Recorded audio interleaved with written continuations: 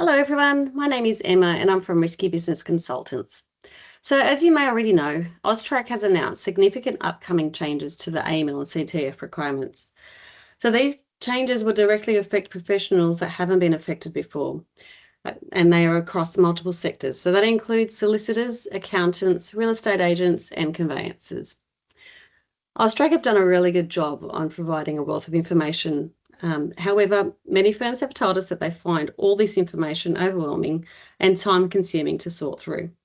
So that's why I've taken the time to provide a clear and concise summary for you today. I'll walk you through what to expect, highlight the key timelines, and outline practical steps so you can take that you need to take right now to prepare.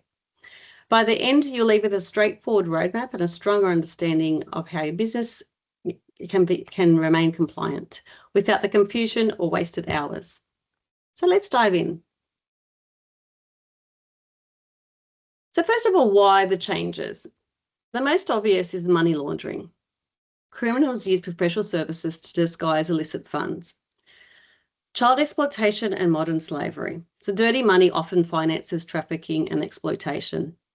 Terrorism financing. Funds can be channeled through legitimate businesses like yourselves to support extremist activity. So why are Tranche 2 professionals targeted?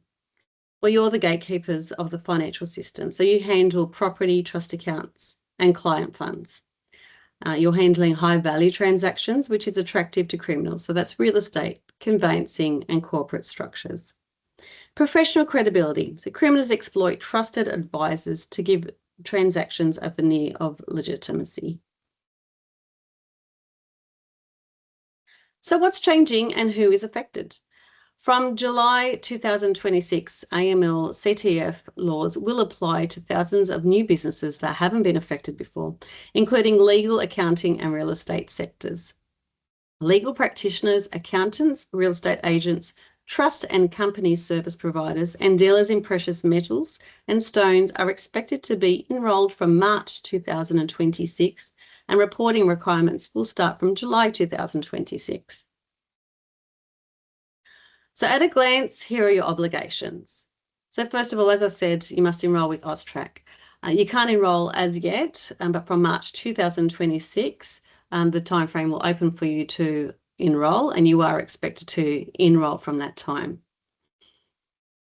Then you need to develop and maintain an AML CTF program. So that will include a risk assessment for your business activities, policies and procedures outlined on how risks will be mitigated. The program must be proportionate to the size and nature of your business. The program needs to grow with your business if your business is large. So for example, a larger firm should implement ongoing staff training and monitoring. You must appoint a compliance officer.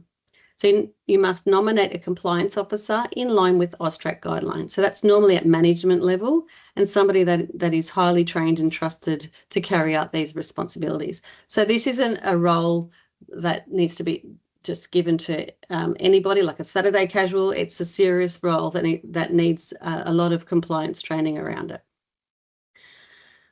Also TTR, so threshold transaction reports. So report all cash transactions over $10,000 to AUSTRAC. Customer due diligence. It's something that you're probably already doing in your business, but it has to be detailed and recorded. So basically know your customer. So key checks include screening against the DFAT sanctions list, identifying politically exposed persons, or those subject to sanctions. So even your low-risk customers require verification. So it's a bit of common sense in that if it's low risk, you do your basics like your driver's license, internet search against DFAT. If there's any red flags, then you might escalate that. For existing customers, you don't have to go back and backtrack your existing customers. However, if you do have existing customers that may have some suspicious activity, that you are required to report that. So SMR, suspicious matter reports. So you must submit reports to AUSTRAC if you suspect money laundering, terrorism financing, or other unlawful activity. You do not need to stop your transactions. So you're not expected to investigate. Your reporting is sufficient. However, if something serious, like terrorism, you are expected to report that within 24 hours, and you're expected to escalate it as needed. You're expected to submit an annual report and make and keep records for 7 years. Now, I did speak before about a compliance officer, and everybody is expected to have a compliance officer, but there are some parts of AML requirements that you can outsource. So you can outsource some functions, but the legal responsibility will always remain with your organisation. Outsourcing can help with efficiency and expertise, but organisations are still liable for compliance breaches. So the benefits of outsourcing. You're all busy people, so it will really help you in your day-to-day core business. So efficiency, so you save time by delegating, monitoring and reporting and training. Accuracy, so reduces the risk of errors in CDD reporting and record keeping. Scalability, so outsourced solutions can grow with your business needs. And as I mentioned before, focus, so free up solicitors, accountants and agents to concentrate on your core services.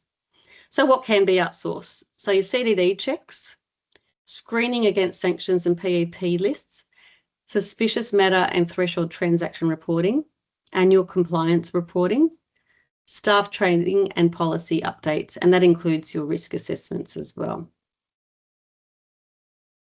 So this is the timeline. So in August 2025, the new rules were published. In October 2025, AUSTRAC rolled out the core guidance and started rolling out education. Like I said, there is a lot of information that they have rolled out so far, and there's more to come. End of January 2026, sector-specific guidance will be released. 31st of March 2026, enrolment for Tranche 2 entities, and 1st of July 2026 is when compliance will be in place for Tranche 2 entities.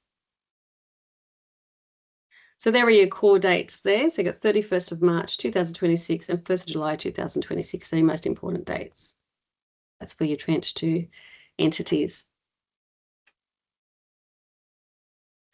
So that's a really brief snapshot that I hope helps you get prepared for what's required.